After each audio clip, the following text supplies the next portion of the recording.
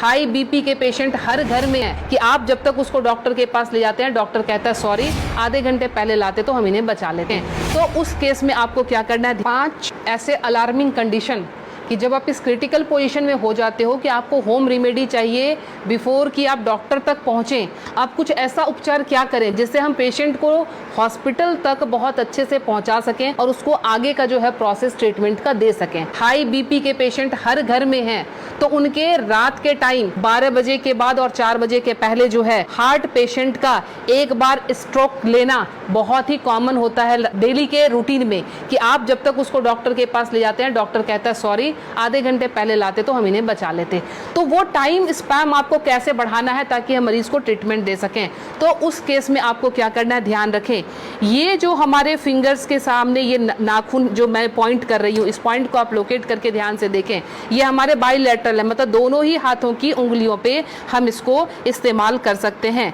जब भी आपको लगे कि कोई पेशेंट बिल्कुल उसका जो है बीपी बहुत हाई चला गया है और आपको डॉक्टर तक जाने के पहले अगर उसको स्ट्रोक ना आ जाए, लाइफ उसकी खत्म होने से बचाने के लिए आपको सिंपली क्या करना है, आप कोई भी पिन ले लेंगे, पिन लेके आप उसको सिंपल कि जिस तरह से हमने पिन लिया, आप घर में सेफ्टी पिन ले सकते हैं क्योंकि उसको थोड़ा सा आपने डिटॉल या उसे स्टरलाइज कर लेंगे। स्टरलाइज करने के बाद सिंपल आप यहाँ पे प्रिक करेंगे और प्रिक करके यहाँ से आप थोड़ा सा ब्लड जो है इस तरह से 5 to 10 ड्रॉप्स इस तरह से निकाल देंगे। ये ध्यान रखें, ये बहुत ही इमरजेंसी केस है और ये करते ही आपके पास पेशेंट के लिए एटलीस्ट 3 से 4 घंटे मिल जाएंगे कि आप उसको डॉक्टर तक सेफली पहुँचा सकते हैं और वहाँ उसको ट्रीटमेंट मिल सकता है। दूसरा काम, अगर ये भी करने की हिम्मत आप में नहीं है, फ्रिज का ठंडा दूध 1 गिलास उस पेशेंट को पिला दें।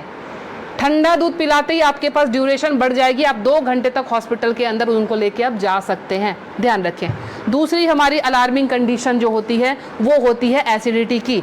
एसिडिटी समटाइम्स इतना हाई हो जाता है कि रात को सोना मुश्किल, सीने में जलन और भारीपन, उस केस में भी लगता है जैसे हमें हार्ट की प्रॉब्लम आ रही है। उसमें क्या करेंगे उस केस में कि हमने इस पॉइंट को, एसिडिटी की केस में आपने इस पॉइंट को लेना। पॉइंट लोकेट कैसे करेंगे, तो आपने इस तरह से अपने थंब के इस वाले पॉइंट को, फर्स्ट पोर को यहाँ से मेजर कर लेंगे, खोल के यहाँ से मेजर करके आपका जहाँ ये टच हो रहा है यहाँ से आपने इसको प्रेस करना शुरू किया। 20 to 30 टाइम्स इसको आप डीप प्रेस करेंगे। एसिडिटी बन रही है या फिर सर दर्द हो रहा है एक्सट्रीम पोजीशन पे, आपको उस समय वो रिलैक्स देना शुरू कर देगा क्योंकि जब जलन होती है आपके बब्स निकलते नहीं है, इसीलिए वो यहाँ पे अटैक कर रहा होता है जिससे पेन आना शुरू हो जाता है। तो आपको क्या करना है, इसको प्रेस करेंगे, आपको रिलैक्सेशन होना शुरू हो जाएगा। तीसरी चीज़, हमारे मोशन सिकनेस या हम ट्रैवल कर रहे हैं तो हमें वॉमिटिंग आती है या जनरल केस में भी अगर वॉमिटिंग आती है या नॉजिया रहती है, वॉमिटिंग टेंडेंसी, वॉमिटिंग आ नहीं रही है बट ऐसा लगता है कि वॉमिटिंग आएगी, इस केस को हम कैसे हैंडल करेंगे।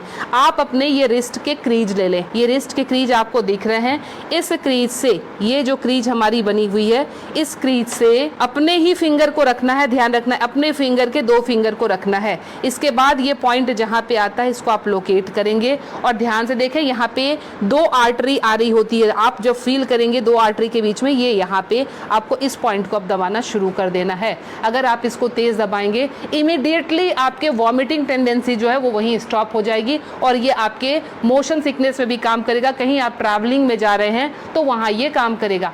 अब मोशन सिकनेस को रोकने के लिए घरेलू उपाय क्या करें।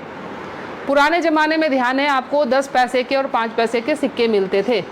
वो सिक्के अगर आपके पास हैं तो सिक्के को सिर्फ मुंह में रख लेना है, कुछ नहीं करना है। वो रख के, या पान के पत्ते, ध्यान रखें मैं पान खाने की बात नहीं कर रही हूँ, उसमें गुलकंद और वो सब मिलाने की, मैं सिर्फ कह रही हूँ पान के पत्ते, वो आप चबाते हुए चले जाएंगे, आपका मोशन सिकनेस जो है वो कंट्रोल हो जाएगा।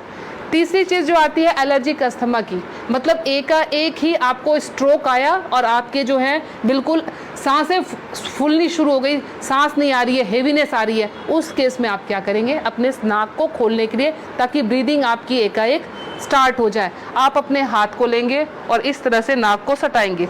नाक की टिप जो है हाथ के जिस पार्ट को टच कर रही है उसको दबाना शुरू करेंगे और ये बहुत पेनफुल होता है, ध्यान रखें। आप अपने आप भी इसको दबा नहीं पाएंगे, बहुत ज़्यादा पेन होता है। हमने पेशेंट को ऐसे किया, ये टिप जहाँ पे आया, और ये 90% पेशेंट को ये पेनफुल वैसे भी होता है। आप उठा लीजिए, अब ये यहाँ पे इनका टच हुआ था, ये जब हम दबाएंगे 90% पेशेंट को वैसे भी, क्योंकि हल्के हल्के एलर्जी की प्रॉब्लम इन दिनों महामारी के बाद लंग्स सबके वीक हुए हैं, तो सबके जो है ये प्रॉब्लम रहती ही रहती है।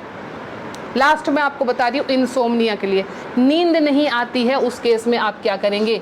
नींद नहीं आने के केस में हमने क्या करना है कि ये हमारा ईयर लोब है, ये पूरा सेक्शन जो है ये ईयर लोब का है। रात को आप क्रीम या तेल लेकर इस सेक्शन की इस तरह से हल्के हल्के हाथों की मसाज देंगे। ये हल्के हल्के हाथों की मसाज देंगे, इससे आपको नींद आनी अच्छी शुरू हो जाएगी। साथ में और क्या इंक्लूड करें, हमारा जो टॉप ऑफ द हेड है, बिल्कुल सर का ऊपरी सिरा, यहाँ पे आप टैपिंग करेंगे। टैपिंग करने का मतलब हल्का हल्का आप इसको ठोकते जाएं, ये इसको वाइब्रेट करें। वाइब्रेट करने का मतलब आप यहाँ से जो है एनर्जी हमारे जा रही है नीचे, क्योंकि आपको पता है ये माउंटेन बना हुआ है, यहाँ से एनर्जी का फ्लो शुरू होता है, तो ये एनर्जी जो है पूरी जगह जाएगी और आपको बिल्कुल काम कर देगी, शांत कर देगी। तो ये 5 अलार्मिंग पॉइंट्स आपको हमेशा के लिए याद रखना है। पता नहीं आज आपने देखा, भूल गए, कल आपको ज़रूरत पड़ जाए, तो इसलिए आप प्लीज़ इसे सेव कर लें, अच्छे से देख लें और समझ जाएं, और अपना ट्रीटमेंट एमरजेंसी केस में ज़रूर कर लें। मैं लीना श्री ज्ञान, naturopathy and alternative therapy expert, नई दिल्ली से। मुझसे मिलने के लिए करनाल प्लस से संपर्क करें।